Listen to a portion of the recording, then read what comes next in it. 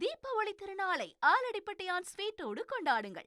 சென்னையின் most loved பிராண்டுடன் உங்கள் தீபாவளி தித்திக்கட்டும். கரூர் கூட்ட நெரிசல் வழக்கு ஆவணங்களை சிபிஐ அதிகாரிகளிடம் ஒப்படைத்திருக்கிறது சிறப்பு புலனாய்வு குழு. இந்நிலையில் கரூர் எஸ்ஐடி அலுவலகத்தில் எரிந்த நிலையில் 32 GB பென்டிரைவ் கண்டுபிடிக்கப்பட்டிருக்கிறது. மேலும் விவரங்களை செய்தியாளர் மணிகண்டன் வழங்கிட கேட்கலாம்.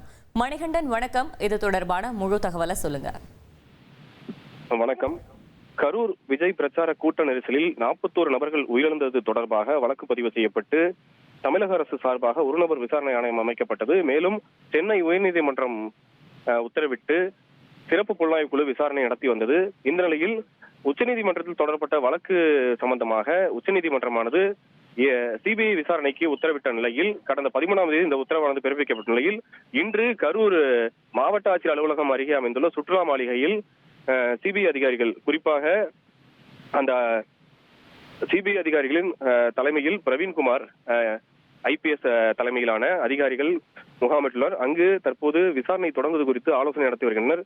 இந்த நிலையில்தான் கரூர் SIT அலுவலகமான அந்த தற்காலிக அலுவலகம் அமைந்துள்ள திட்ட இல்லத்திலிருந்து புறப்பட்ட அதிகாரிகள் இன்று காலை ADSP ஒருவர் தலைமையிலான அதிகாரிகள் சிபிஐ குழுவினரிடம் ஆவணங்களையும் விசாரணை விவரங்களையும் சமர்ப்பித்துவிட்டு அங்கிருந்து சென்ற நிலையில் தற்போது SIT அலுவலகம் தற்காலிக அலுவலகம் அமைந்துள்ள பகுதியிலிருந்து அங்கிருந்த டேபிள், சேர்கள், ஸ்டேஷனரி பொருட்கள் உள்ளிட்ட தளவாட பொருட்கள் திருப்பி அனுப்பும் பணியானது நடைபெற்று வருகிறது. மேலும் அங்கிருக்கக்கூடிய ஒரு சில அதிகாரிகளும் இன்று புறப்பட்டு செல்ல இருக்கின்றனர். இந்த நிலையில் அந்த அலுவலக வளாகத்தை சுற்றிலும் விசாரணைக்காக பயன்படுத்தப்பட்ட ஆவணங்களின் நகல்கள், தேவையில்லாத காகித துண்டுகள் ஆகியவை தீயிலிட்டு கொளுத்தப்பட்டுள்ளன. அந்த எரிந்த நிலையில் இருக்கக்கூடிய காகித துகள்களுடன் சேர்ந்து 32 GB அளவு கொண்ட பென்டிரைவ் ஒன்றும் பாதி எரிந்த நிலையில் கிடைக்கிறது. அதாவது பல்வேறு அந்த வழக்கு தொடர்பாக பல்வேறு ஆவணங்களையும் வாக்குமூலங்களையும் SIT குழுவினர் பெற்று விசாரணை நடத்தி வந்த நிலையில் வீடியோ ஆதாரங்களும் அவர்கள் அதிகமாகவே சேகரித்து வைத்திருந்தனர். அதில் ஒரு வீடியோ ஆதாரம் இருக்கக்கூடிய பென்டிரைவாகவும் அது இருக்கலாம்.